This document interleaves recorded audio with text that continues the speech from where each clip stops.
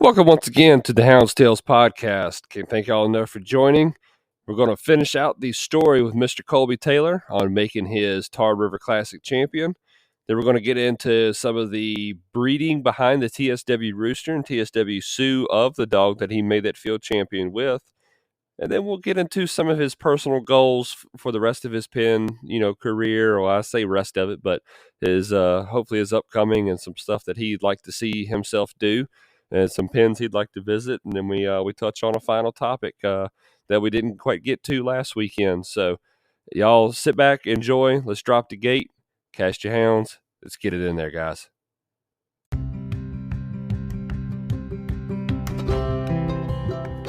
Welcome, everybody, to the Hound's Tales podcast. This is your home for field trialing and deer dog hunting. It'll be stories and discussions on the world of dog hunting. So let's drop the gate, cast your hounds, and get ready for another episode of the Hound's Tales podcast.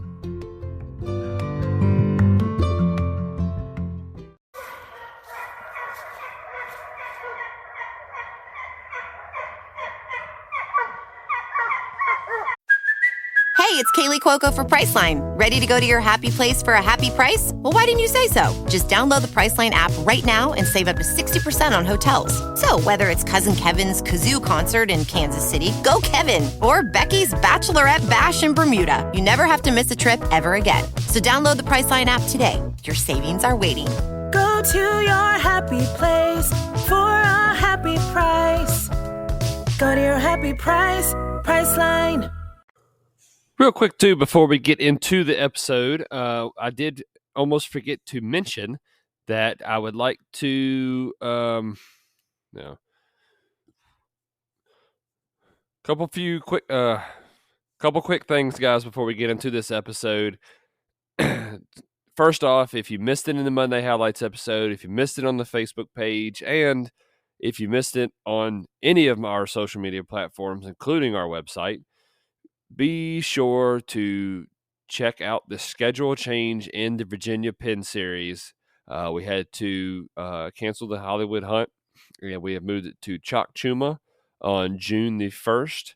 The book will open this Sunday, April the 14th at 2 p.m.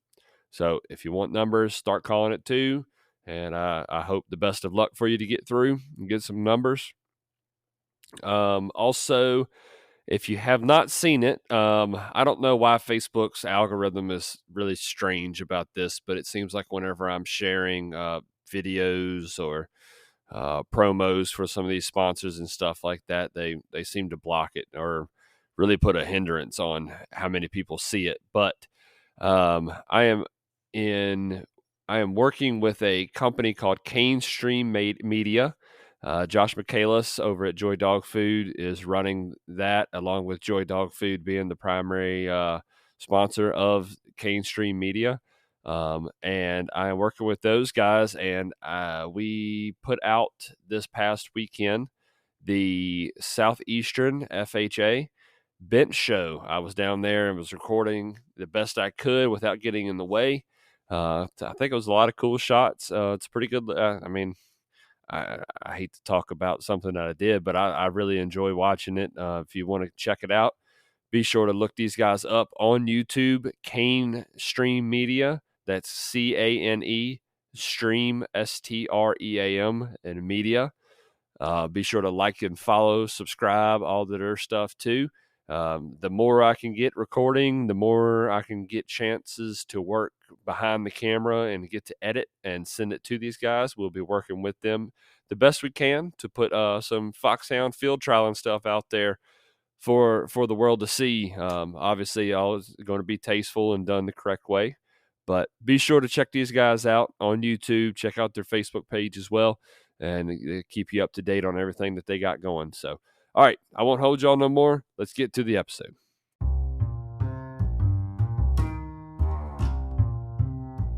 All right, ladies and gentlemen, I'd like to take a second real quick and interrupt the show and talk about Cajun Lights. They have jumped on board to support the Hound's Tales podcast and the field trialing community. You got nighttime field trials coming up. I know I do in my series, Pleasure Running at Night. When you need to catch that next crossing, put your trust in Cajun Lights. Cajun Lights is made in America product out of North Carolina who has been in business for over 25 years. They make cap style and bucket hat headlamps to free up that extra hand for your voice recorder or for your GPS. There are 3 main lights I want to focus on real quick. The first is the Microgator, which is the lightweight option. It has 4 brightness levels and 4 color options, including red for us field trialers. Rated at 50 to 60 hours of battery life on the highest setting, this is your flood style lamp that'll do really good for us out in the fields in the short brush and be able to help us get in front of those crossings. Next up is the Cajun Bayou, which is the next step up, and it includes the same number of colors and brightness levels, but it packs a much bigger punch on that brightness level so you can catch those crossings way down the path when you got a long road to cover. And last but not least is the top level Cajun Blinder.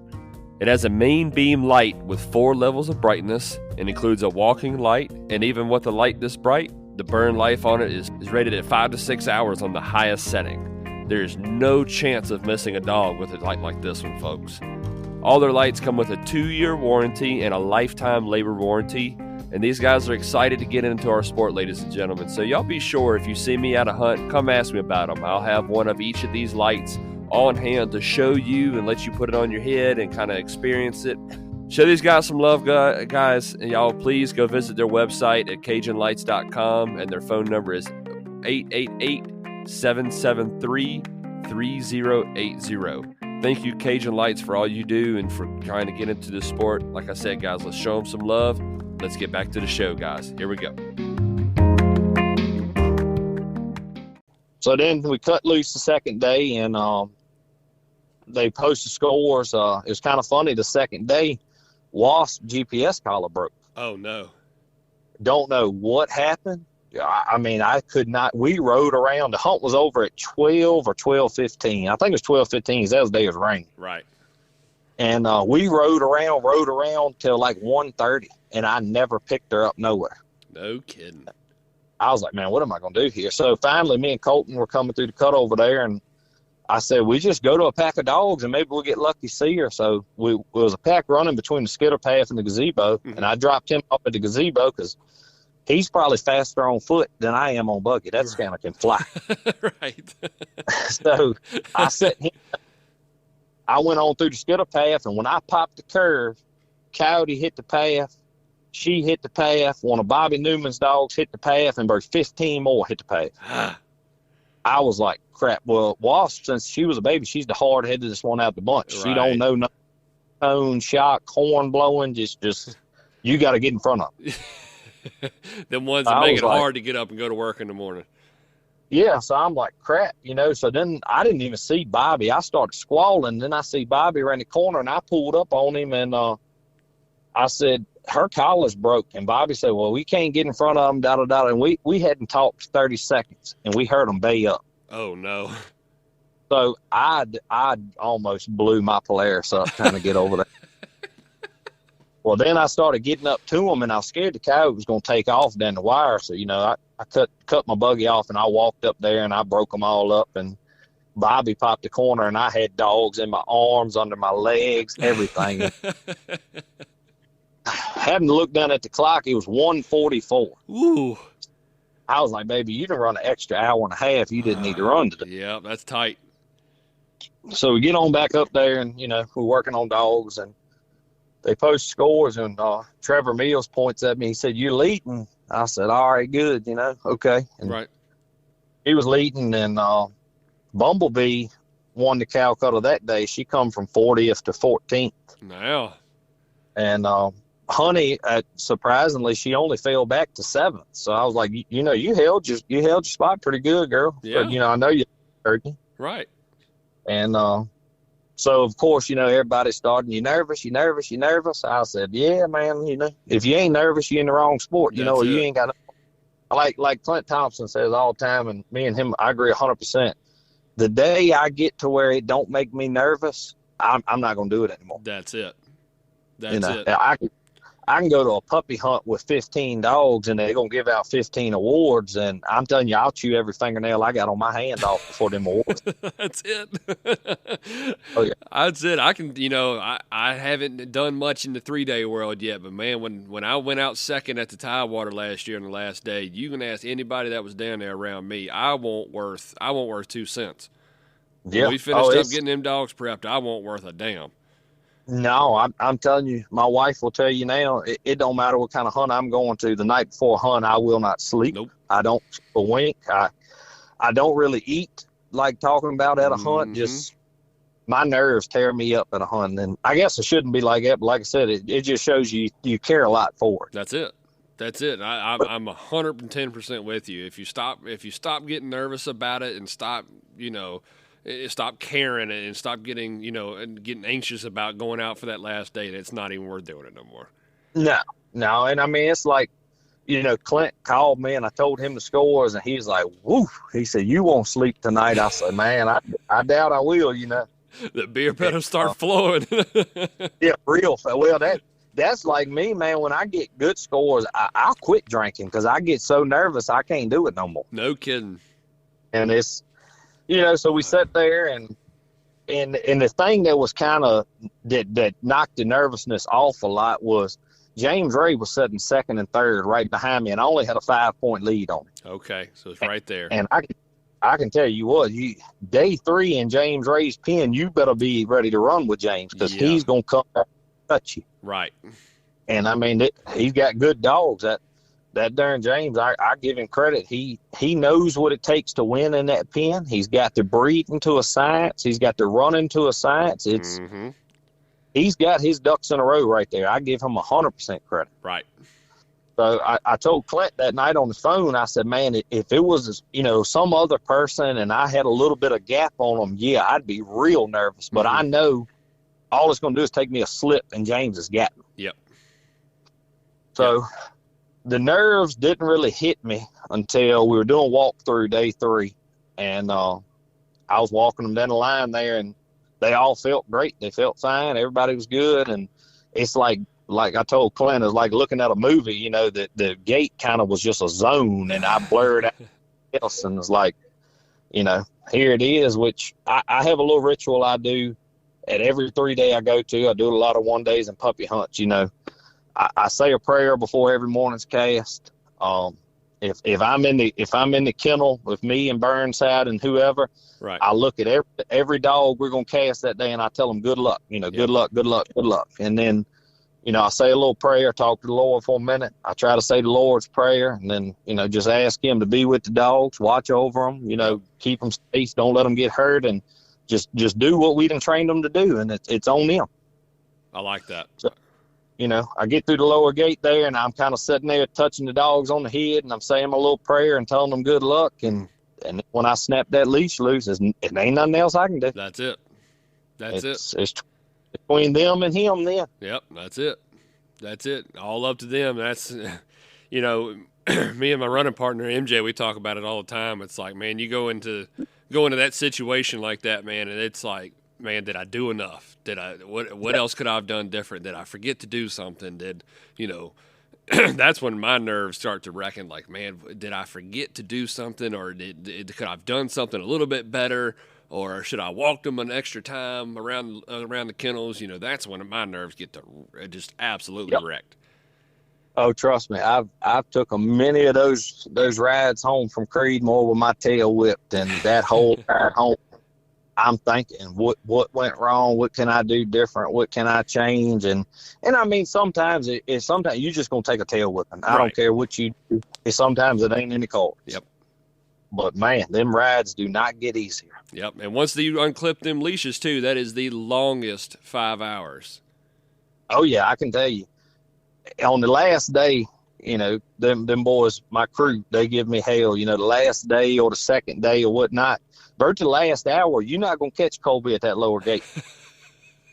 And it's not, my dogs may quit. And if they will, it's on them. I can't do nothing about it. But I cannot stand to watch anybody's dog come up there. And when you see them hang that curve, coming around that curve up to that lower gate, and they got that kid bobbing, it's a sick feeling no matter who owns it. That's it. So I don't like to watch anybody's dogs do it. So that's when you'll see me up at the kennel cleaning out buckets, cleaning out kennels, checking my watch every 30 seconds to see if it's over with. Right.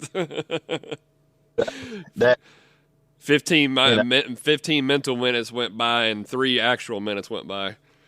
for sure. Oh man, and that's such a you made a good point too, man. That oh gosh, you know, when I mastered that hunt at the Southeastern last year, man, you know, I had to be the one to scratch them and at the gate for coming. And it was like that was such a gut wrenching feeling, having to sit there and do that. Even if you tried casting them a couple times, man, it's just, you know, it was heartbreak for these guys watching you pick out your pad and write them numbers down. Like that was one of the worst feelings about that. Oh yeah, I tell people a lot of times, man, when you're judging, especially if you're a dog owner and a houndsman yourself, loafing is about the easiest call you can make. You can look at the dog and tell he's had enough. Yep. And I mean, when they got that head hanging and they just kind of like, yeah, buddy, I'm looking for my daddy and my mama. Just take me on home. Right. I gave you everything I could. Yeah. But like I said, I mean, it's just Joe Blow's dog that I've never met. I can see it in his face and I know that feeling and I can't stand that feeling. So I walk on away from that gate, and then when, you know, the hunt's over and we can finally go in the pen and I look at that GPS and I see, oh, they're over there in the cutover. They're around the rabbit pen road. They're around the rock road. You kind of like, oh, whew, yep. Okay. Yep. You know, That's it. That's it. So, you know, we finally got all packed up and was waiting for the awards, and I stand at the same spot at Creedmoor no matter what. That's just I'm a very superstitious person.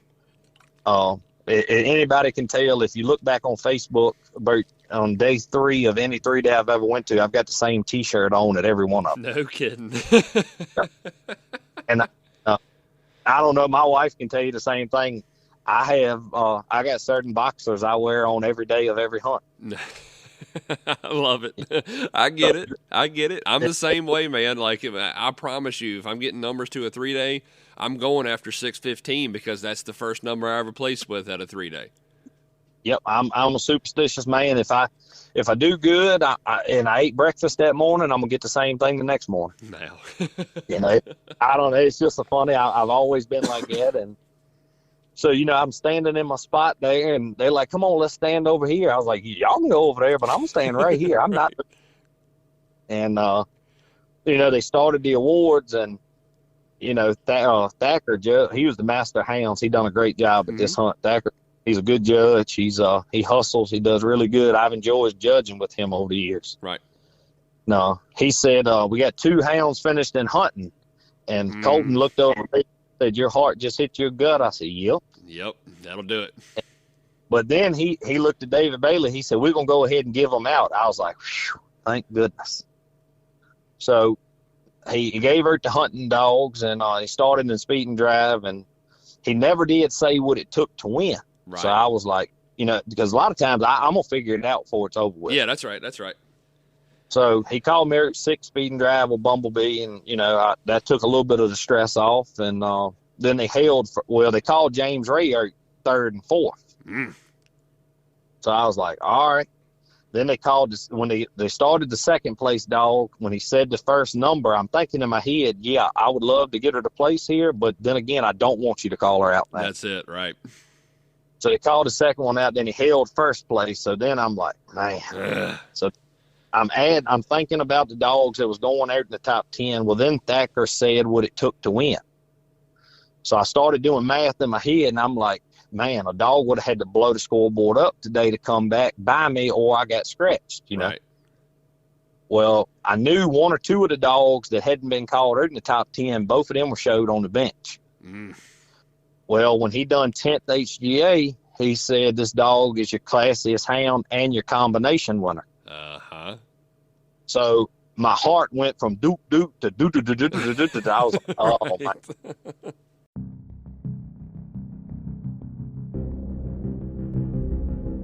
I want to take a second and talk about Frontline Optics real quick, guys. They are a sunglasses company that is owned and operated by frontline workers, fires, and emergency services, guys. They have designed glasses with us in mind, with the frontline workers in mind, people that are out there using your sunglasses every day and don't want to break the bank and have a pair of sunglasses get broke and have to and just be out of that that crazy amount of money. Guys, these are high quality polarized sunglasses that are durable, affordable, and ultimately represent our lifestyle. In addition to that, a portion of all proceeds from the sale of these glasses is donated to First Responders Children's Foundation. It is in support of those children who have lost a parent in the line of duty. How cool is that, guys? So, guys, check these guys out, frontlineoptics.com. Go to their website, and when you go to check out, be sure to type in the promo code HoundsTales. That's TALES while you check out, and you'll receive 15% off your first purchase. Also, these guys have a first-time replacement, no questions asked program. Be sure to check that out, guys. These guys are awesome. I can't thank them enough for jumping on board. And we'll get back to the show. So, I was standing up there by the 6th place spot, and he's getting ready to do the first place, and it felt like it took him 45 minutes to talk right then. Right. And Trevor Mills took a video of me, and I got the video on my phone. You can see it. I'm just rocking back and forth, pacing in place, and they finally called it out. It was like just a relief hit me. Yeah, and man, that's awesome. I laughed, and I went up there and shaking everybody. All I could say was, man, finally, I've been so close. I've, finally got this monkey off my back, and I ain't gonna tell nobody no lies. I cried like a newborn baby. I bet. I did. I love it, though. Man, that's the emotions. I hate going to hunts and you seeing people don't get emotional about placing or winning something. I love that. I have so much respect for that. Oh, yeah. I mean, it's like an old saying, when you hit a home run in baseball, they always tell you, the old man will tell you, don't cheer. Act like you've done it before. Man, I didn't care if people knew I never done it. I wanted them to know I was happy. Right.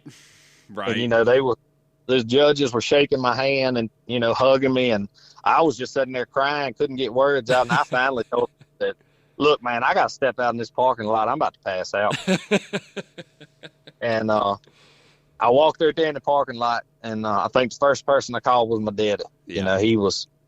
It was a good feeling, when he told me, he's like, man, I'm proud of you. You deserve it. Right. And that was a big thing hit me, and hung the phone up, and I had to call Catfish. That's my best friend, my buddy. And when I called him, you could hear him hollering in the phone. He was pumped for me. I love it.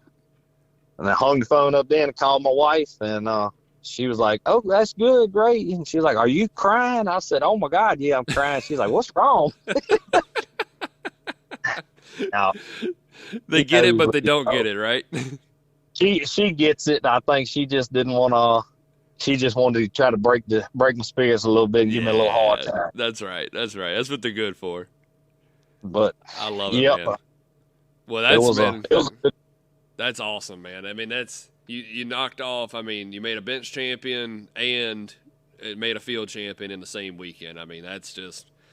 I mean, other than doing it with the same dog, you can't ask for much more than that. Yeah, man, and I tell you that, people comment on your posts on Facebook and they call you and stuff, but, one of the best compliments I've gotten from this hunt is people that have done it before, who have been there before, who've won hunts, but when they tell you you deserved it, that's something that it's hit with me, and it made me feel really good. Just some of the people that I've looked up to and respected, and they tell you, like, man, you've worked for this. It should have happened sooner, but I'm glad for you. That's awesome. I love and that's like, I tell you, like at Creedmoor, David Parker is one of my favorite people that judges down there. And I grew up going to hunts at Creedmoor, and he would wear your tail out. And like I said, now he don't do it no whole lot because he just says he don't have the time. But, right. When he came up to me and gave me a hug, and when he was cheering, and, that's something I'll never forget. Yep. I love it. I absolutely love it. And that's, that was one of the things, I'm not trying to make this, about me or nothing like that, but when I finished second last year at that Tidewater, I had people that I looked up to messaging me and saying the same thing, so I can relate to that. And, I completely understand what you're saying. It is such a humbling feeling when those kind of people call you and text you and be like, man, you deserve it. You've been working for this. And like, that's awesome. And I'll tell you, you put in a lot of work, and, we don't run together or nothing like that. But man, I see, I know you're out there all the time, and everybody knows who you are and that kind of thing, at least around here and that kind of thing. So congratulations. Oh, yeah. You definitely deserve it, man. Yeah. Like I said, we got a tight knit group of little friends. We got us a little Snapchat group. It's me and Mullins and Clint and football and the Claibornes and the Burnside group. That's scary. Oh yeah, if that group message ever got leaked, we'd all go to jail. Right. But old Nightmare, he's in there. Fat Rat, Madison Claiborne, she's in there with us, and bless her heart. I'll say bless her heart. Yeah, at one time the group was called "I'm Sorry, Madison." But no, man, it's like when I finally get some phone service leaving the hunt in the group message, everybody's in there cheering me on. I tell everybody a lot of times that group of guys we got right there hunting together, WC and all Burnside, Clint, if it weren't for them, I don't know if I'd do it like I do, because don't nobody have our backs like our little group does. We want to see each other win more than we want to see ourselves win. Yep. And it's funny, you say that, because a lot of those names that you mentioned, I've reached out to either master or help judge these hunts that I'm getting ready to put on, and not a single person said no. Every single one of them was, what can I do? Yep, let's make this happen. This is awesome. Let's do everything we can. So, I mean, that group, those names that you just mentioned, I have the utmost respect for the sheer fact of it's like they will just, especially in this dog hunting stuff, they will drop at anything to help you out. Oh, for sure. No doubt. Like I said, we're all tight now. We joke. It's 7 days a week. That group thing's going off, and we're cracking jokes, talking trash, and don't get me wrong, we'll put each other down and talk a little junk to each other. But man, when it gets down to it, it's when we're at a hunt, it's everybody's in that group. What y'all got? What you looking? How's it going? Oh man, we're pulling for each other. That's it. That's how it's supposed to be. You take when Burnside won the Derby down there at the Tar River Classic, I was shaking. And I mean, it wasn't even my dog, but I was so happy for them, and it's just, it's fun to see your buddies succeed too. Yep. You hold on to that too, man. That's something you don't get to see very often. And that's an awesome thing y'all got going on. Oh yeah. I'll never forget the phone call when Clint called me when Humpy won the Invitational, and he was crying like a baby, and I was at home. I think I was at the dog pen or either just got out of church or something, but I was fist pumping. I mean, I was fired up for it. I love it. I love it, man. So, man, like I said, that's big congratulations. I know you work your ass off for it, and you definitely deserve it. And man, I hope it's not I hope it's not a one-shot deal. I think you've got plenty more left in the tank, and I hope the best for you in the future as far as your field trial and stuff goes. I appreciate it. Everybody keeps telling me now the hard part is going and do it. And again, I'm like, I'm satisfied with one. That's right. That's right. The monkey's gone. The monkey's gone. I can't be as nervous now. So, everything. I think everything you had down there, except for your Derby dog. So all the four were off of TSW Rooster and TSW Sue. I'm saying that name right, correct? Yep. Okay. Yep. All right. So let's Rooster. That you've mentioned him earlier. What is his story, man? I know you're you're studying him out, and it looks like I see a lot of Rooster coming through the awards and stuff like that. What's his deal, man? Rooster is I guess I need to brag off of him because the dog can't talk and brag off himself. That's right. He's if you want to just put it in the word, Rooster is a dog, and that's not bragging off of him by no means, because I can tell you, a dog will make a fool out of you 7 days a week. Damn right. But he's been a good dog. He's I will say this till the day I die, and I'm 30 years old. Hope I live to be 100. But he's got the prettiest mouth I've ever heard on a male dog. And I want another one to bark like him, and I cannot get one that's same. Clint football bred a Gyp to him, and I got 2 of the puppies. He got a couple of them. Brian Dalton got a few of them, and Clint we were texting back and forth the other night, and one of the puppies that Clint's got acts a lot like Rooster in the dog lot, and he's like, man, I hope he ends up being like him. I was like, man, I just want one that barks like him. Right. Right.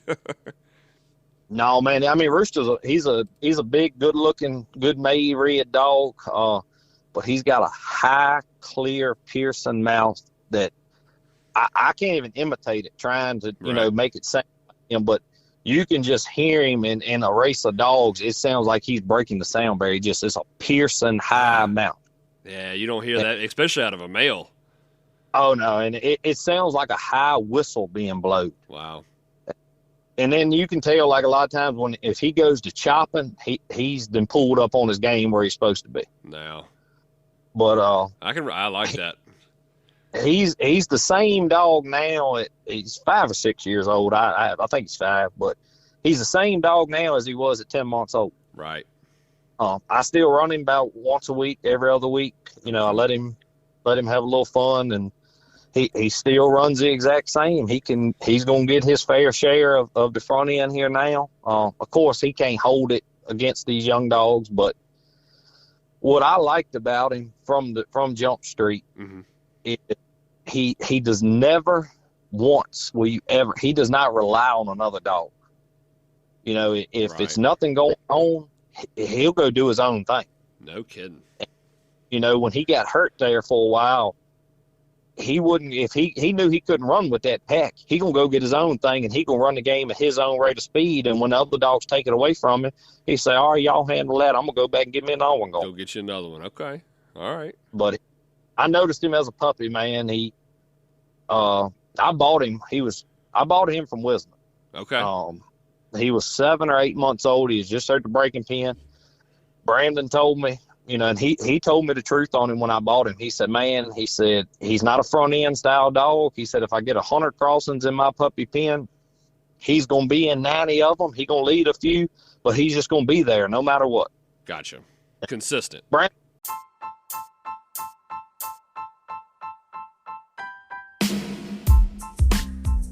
I want to take a second and talk to y'all about Chestnut Mountain Feed Company in Concord, Virginia.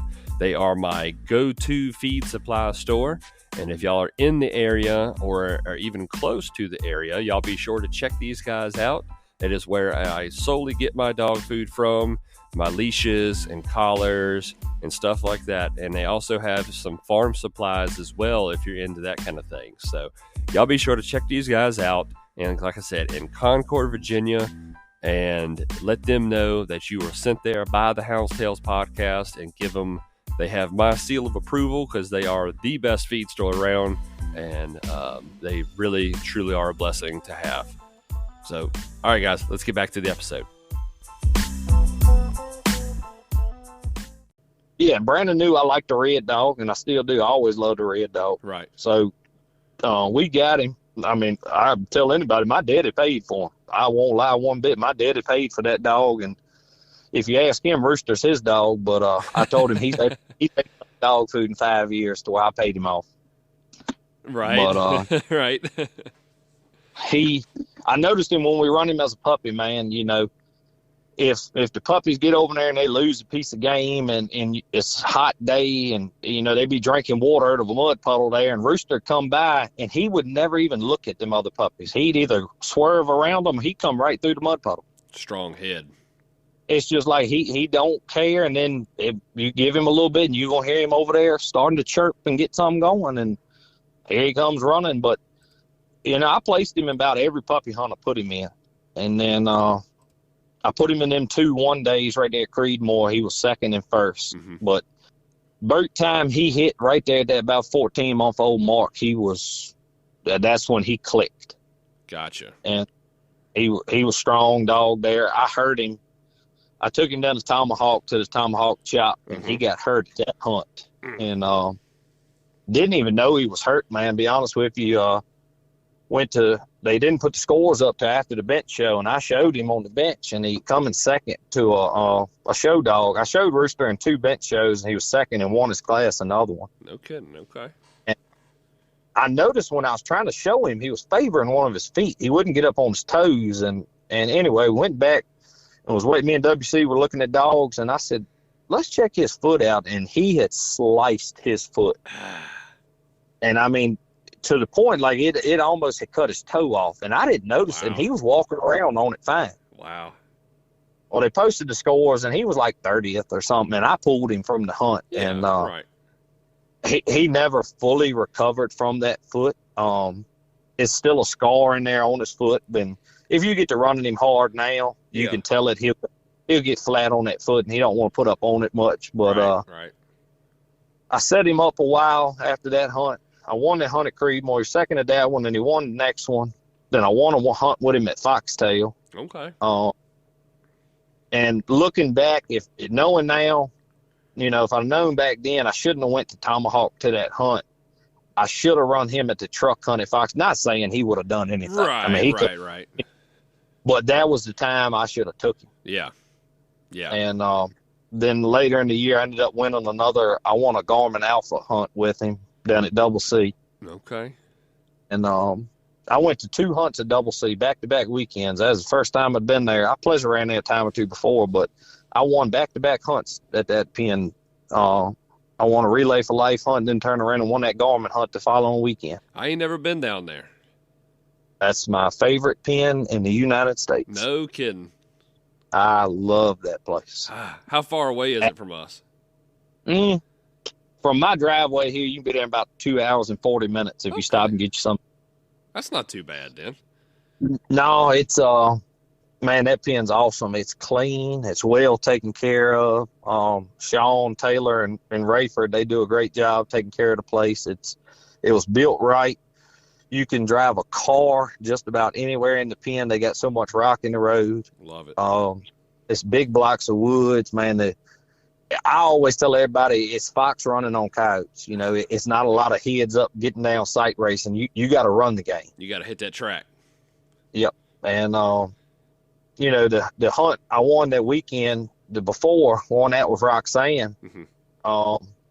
I wasn't even going to the Garmin hunt the next weekend. Right. And had some boys call me talking a little junk. Man, you need to go. I was like, I'm not going. I got no plans, no intentions. And Kevin Meadows called me the day before the hunt. He's like, man, I got numbers. Let's ride down there. I said, I ain't going. And Kevin said, he said, well, I'll drive if you get numbers. I said, well, I can tell you what, Kevin, I'm going to call the man with the book. And if he's got these blankets, I'll go. He had every blanket I had. Of course he did. And it ended up working out. I won the hunt. So I bet Kevin kicked his own self on the way back. No, he was happy for me. Kevin's one of my good buddies too. So he placed the dog while he was down there. So we had a good time down there at that hunt. Right.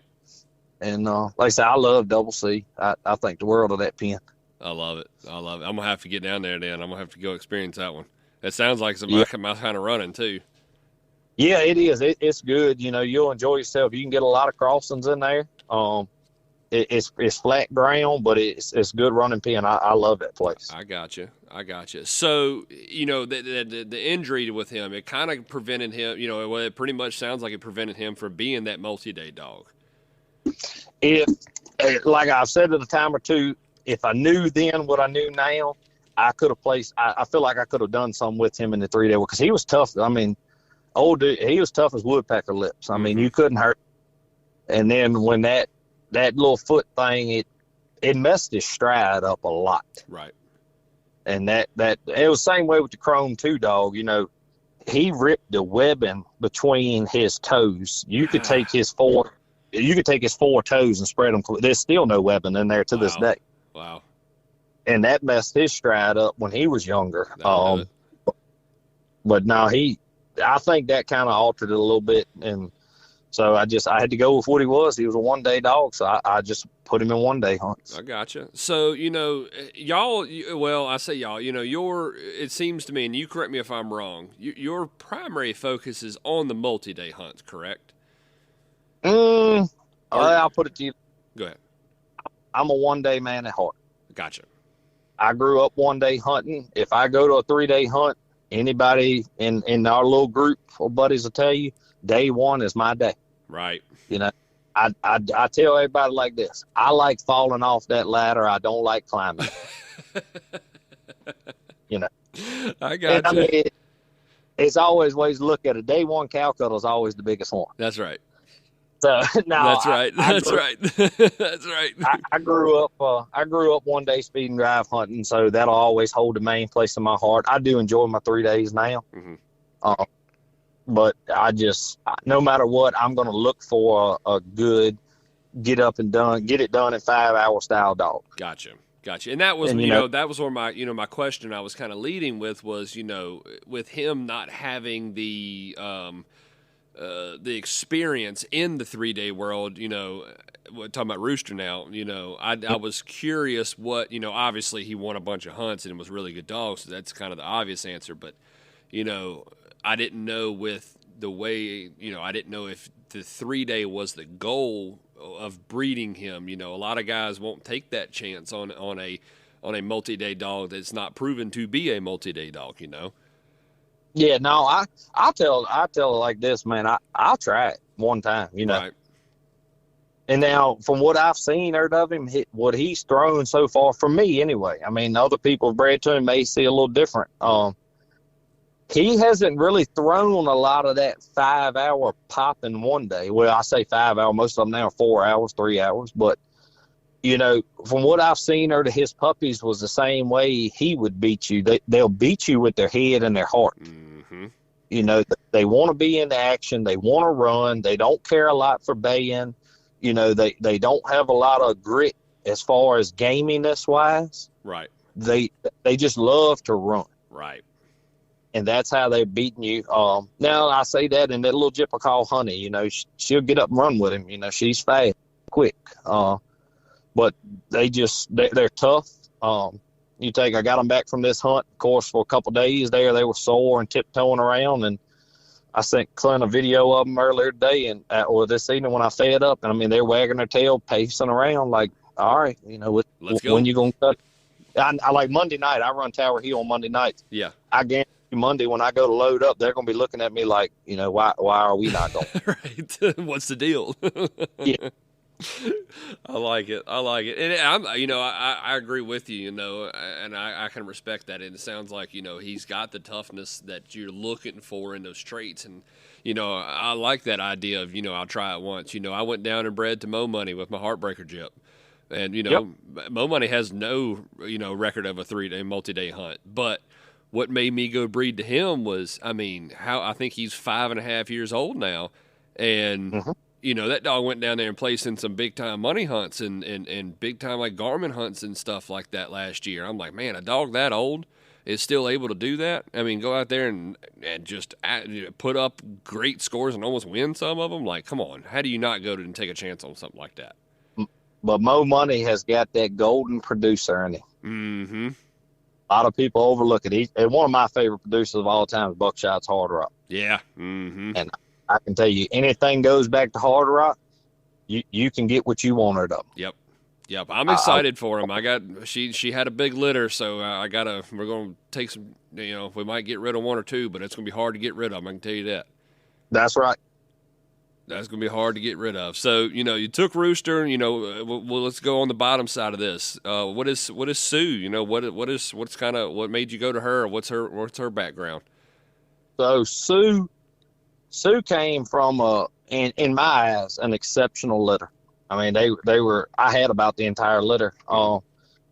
Sue, I own Sue's mama and daddy. Okay. Sue is off of B&B's Mizzou and my old Sox Jip. See, Mizzou came from me. That's who Brandon got him from me. Okay. I did not know that, actually. Yep. I bought Mizzou from Whitey and Brenda when he was about 7 months old, and I sold him to Brandon right there before he turned 2 years old. Mm-hmm. Mizzou was a freak. I tell anybody anytime. I put the dog in eight or nine field trials in 1 year's time and placed him in all of them. No kidding. Yep. And placed him at the Top Gun, categorized him at the Invitational, placed him at the Virginia Carolina, categorized him at the North Carolina Open, categorized him one best mouth at the James River, placed him in every puppy hunt. One day I put him in the top 10. He was a freak now.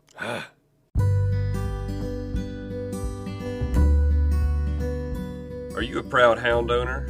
Do you cherish those memorable hunting moments with your loyal companions?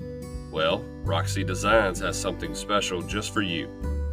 Roxy Designs is revolutionizing their product line, offering unique treasures for the hound world. Whether you're celebrating a successful hunt or want to showcase your kennel's excellence, they've got you covered. Picture this: beautiful plaques, custom license plates, sleek tumblers, and stunning banners, all tailored to your liking. And yes, they can even personalize them just for your kennel. Did you win a hunt or feel your hound deserves more recognition? Roxy Designs can create a commemorative plaque that will make your achievements truly shine. Ready to discover endless possibilities? Visit Roxy Designs on Facebook.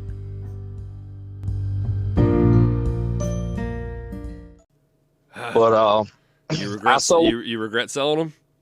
No, I don't. I will. There's nothing against him, but I tell you, at the time, Brandon bought him, and he paid me good money for him. Mm-hmm. I mean, it is what it is, but he paid what he was worth, and right. I got free breeding rights to him, and I knew him going to Brandon's house, he was going to be in better hands than he would be at my house, and he could make more out of him than I would ever be able to. I can respect that.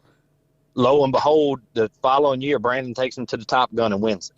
Yep. So, and I can tell you, when that Scannell won that Top Gun, I was sitting in there in my living room, and I like to jump through the TV screen. So excited. No, I love it. And Brandon, he did. He let me breed to him for free, and Brandon put some good gyps under him. So, in the long scheme of things, it was better off for him to go to him. Right. Right. And I get that. Don't worry. I get that question all the time. If I ever regret it, no, I don't. Yeah. I mean, it's and I can respect that. And that's what I feel like. That's the houndsman in you. Yep. Not you didn't look at it in a selfish way of oh man, I could have made so much money, or I could have done this and this and this with that dog. No, he went to where he needed to be. That dog got the best life that he could deserve because of that sale. And I mean, do I wish I still had him at the hearse here at the dog lots to go mess with and play with? Yeah, I missed that part about him. But as far as the other part, no, I was fine with where he went. And, it was a funny story, when Brandon called me and he offered me, tried to buy him from me. And I went and told my daddy, and my daddy was like, absolutely, we're selling him. You're selling him, no questions asked. Right. And I laid in the bed that night, man, and I tossed and turned, and I had told Brandon, you can get him, and I'll bring him to you tomorrow. And Daddy said he's going to ride with me, and I'll never forget it. I woke up the next morning. I was still living at home with Daddy, and he cracked the door. He said, "You up?" I said, "Yeah." He said, he went and sat on the corner of my bed there. He said, "Look, I thought about it. You ain't got to sell him if you don't want to. I understand it. He's been a good dog." And I said, "Man, I've been a man of my word. I got to take it to him." And Daddy said, "Let's ride." Yep. So, I like but no, that. he was a good dog. He was a good old dog. And Socks, as bad as it hurts me to say this, but I do believe Sue was a better producer than Socks was. Okay. Socks was my golden goose back in the day. She was straight off of Hard Rock. Gotcha. She had a good high squealing mouth, man. I placed her second or third up there at the Hollywood 2-Day the first time they ever had it. Right. And she was a good, fast, good-looking dog on the ground. But I bred her to Mizzou. She was solid black and tan. And I bred her to a solid white dog. Did you get some cows out of that? I got one spotted one out the entire litter. Most of the whole litter was solid black back. No kidding. And so we bred her to him and had puppies. I'd be wrong if I told you. It was 6 or 7, whatever it was. Right. And,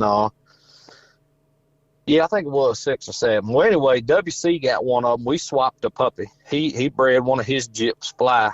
Mm-hmm. And I bred Socks at the same time. So we swapped the puppy for a puppy. I like it. And got up to where we was hunting them there. And it's funny. They had a little hunt right here at Tower Hill. We had an outside hunt that day. I judged it. And they called her to breeding for second place. And it was off of WC bred Dallas to fly to Dallas, and they called the breeding there, and WC went to walking, and it was actually the one I got from him.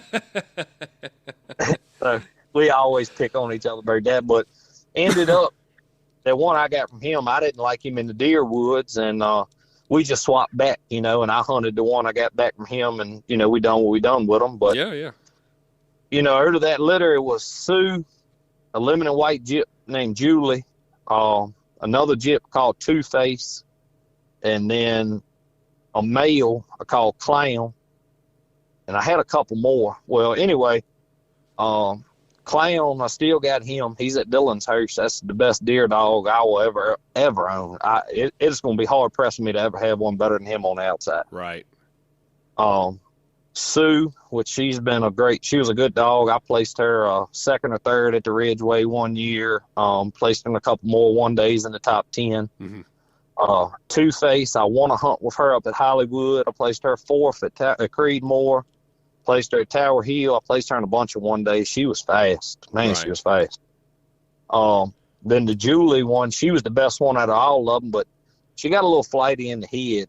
Gotcha. Later on in life. She got to where she heard a collar tone or she heard a truck horn. It would mess with her, and she'd quit, and she didn't like running at night. Yeah.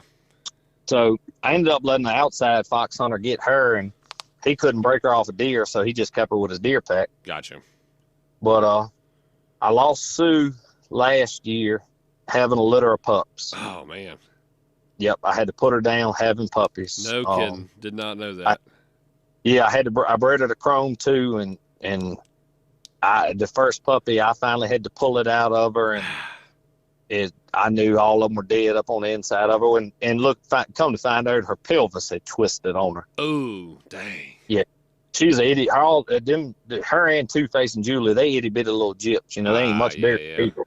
Right. And ended up losing her I had to put her down having pups. Man. But I've got 4 females now off of Two-Face and Rooster. They're Novembers, so they're pretty good looking little gyps. They colored up pretty good. Okay. But I got some puppies off of Clown.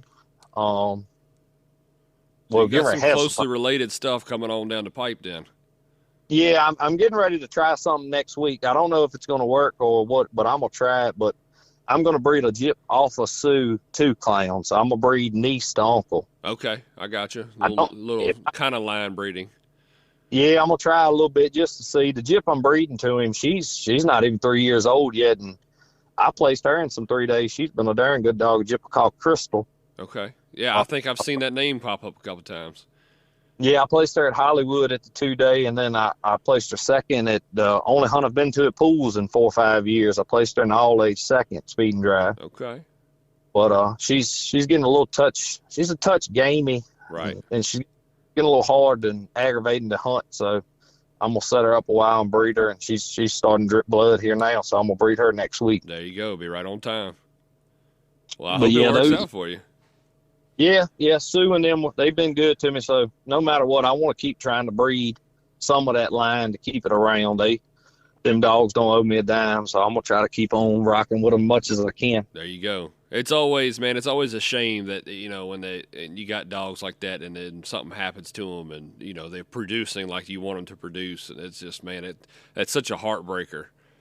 Oh, man. And Sue had more personality than any dog I'd ever owned. Man, she was like a little human. And my wife will tell you to this day, that's the only dog ever been at this house that she had a relationship with. I get it. I get it. You see my wife coming down there, and you can see her tail and ears start just flipping because she knew that them dog bones were coming. That's it. Knew she was about to get spoiled. Yep. So I'm hoping Crystal is a lot like Sue was. So right. I'm hoping she's going to take her spot as far as producing, and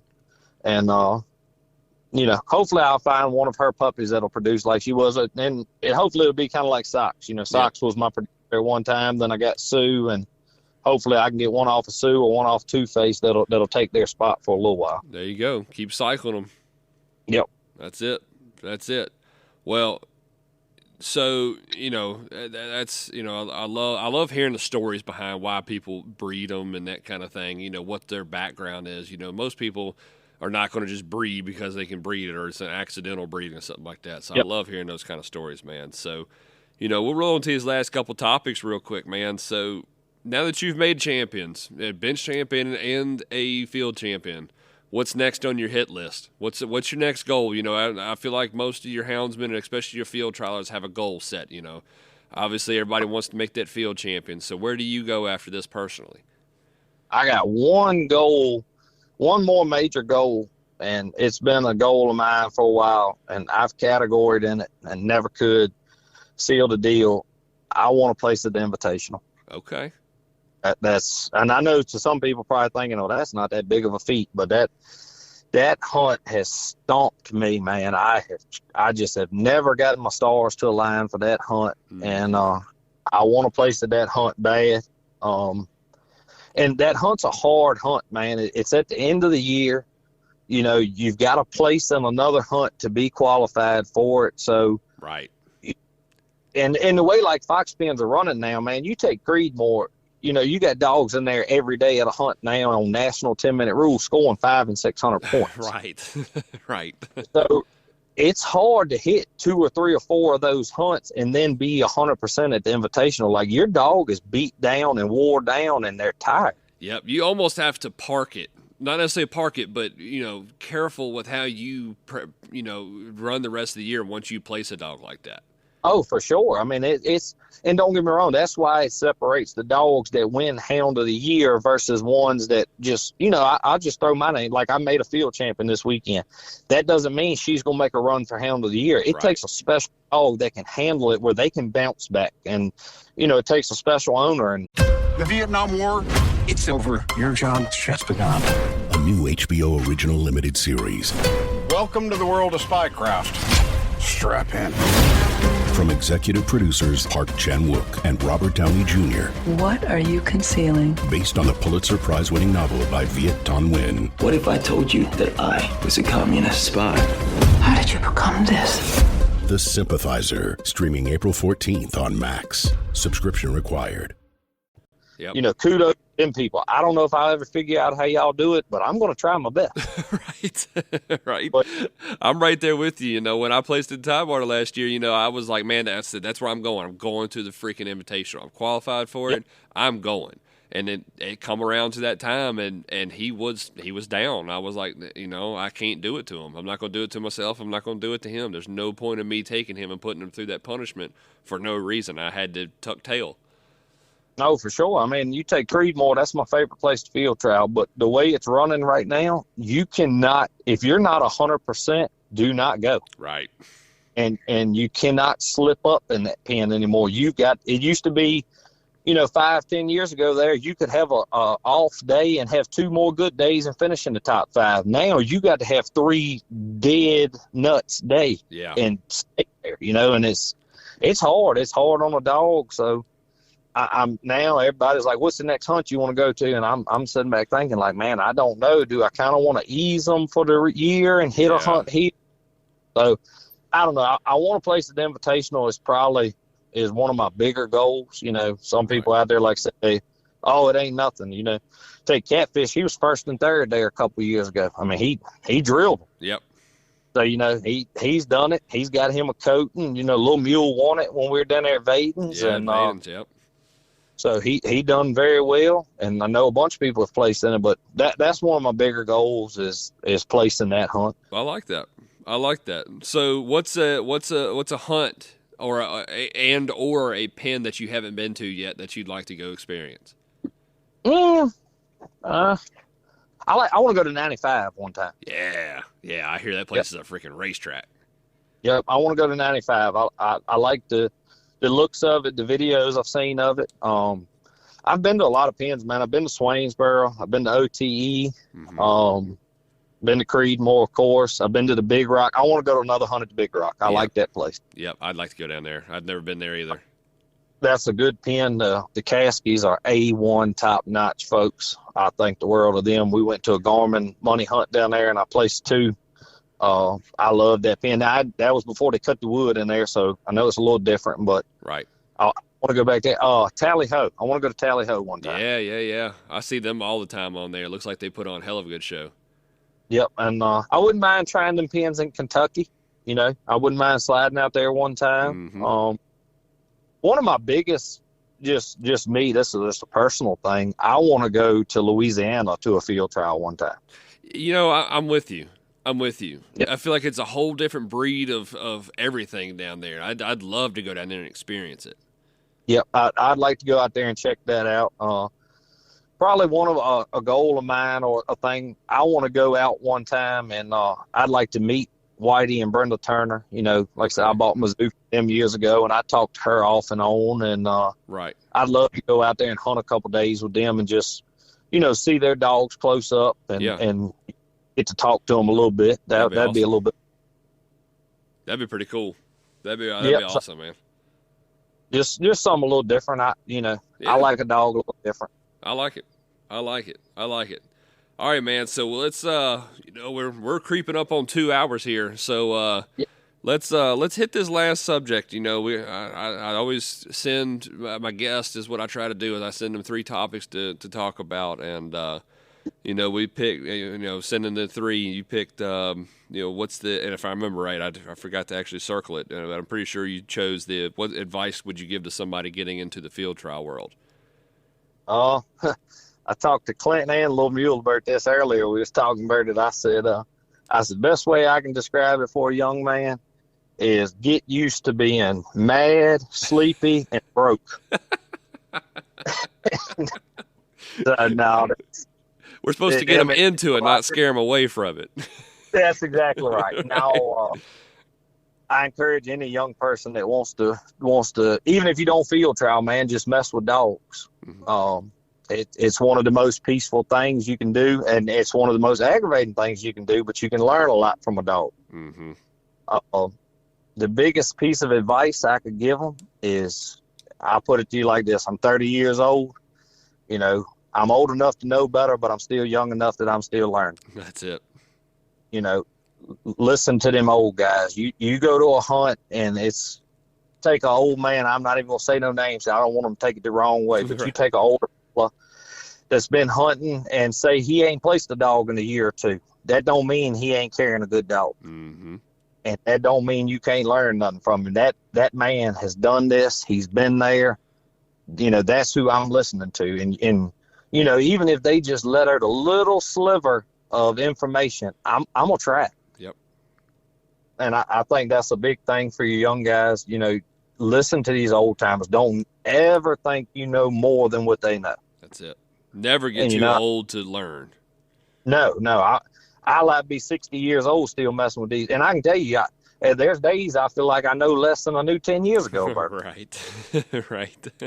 But, you know, that's a big thing for the younger generation is just sit back, listen. Don't believe everything you read on Facebook. See it with your own eyes. You know, get in the woods with them. Listen to your dogs. Don't watch them with your eyes. Watch them with your ears. Yep. I like that. You know, I like to hear a dog run. You know, it gets me a lot of times when I don't say gets me, but I laugh at a lot of these young bucks. They'll be hunting and you'll hear them and they'll say, "Oh, listen to what's his name?" And I'm sitting back thinking, you know, I ain't no rich man, but I'll bet you every dollar I got that's not the dog you think it is. Uh-huh. You know, so it's you get them just listen to the old timers, watch, learn, and trust me, I tell you, like Brandon Wisdom told me one time, if it was science, everybody would be good at it. That's right. It ain't no rhythm to it. It ain't no formula. It's just every dog's different. Well, whatever kind of formula or science he's got figured out, I sure would like to have a bit of it. Trust me, I've been trying for years. Right. And I'm trying it. Every time I talk to him on the phone, I just pray he lets out a little bit of information. That's right. Just slip up one time. Exactly. Well, man, I sure do appreciate you coming on here. It's been a really good episode. I've thoroughly enjoyed it. I felt like I learned a whole lot, even just sitting here talking to you today. And I definitely got a lot of respect for you. You do a lot. You know, not only are you running, but you're judging all the time too. And definitely a big hats off to you for this past weekend. And congrats again. And I hope to see you make some more. Yes, sir. I appreciate you having me, and I didn't mind rambling on. I'll talk to a tree stump if I can, and I know we'll see you at these podcast hunts coming up. So we're looking forward to them. Absolutely. Well, everybody out there, I sure appreciate y'all listening. Don't forget to smash that subscribe button and like button, whatever platform you're on. And I hope y'all join us for the next one. All right, everybody. Thanks again, and happy hunting.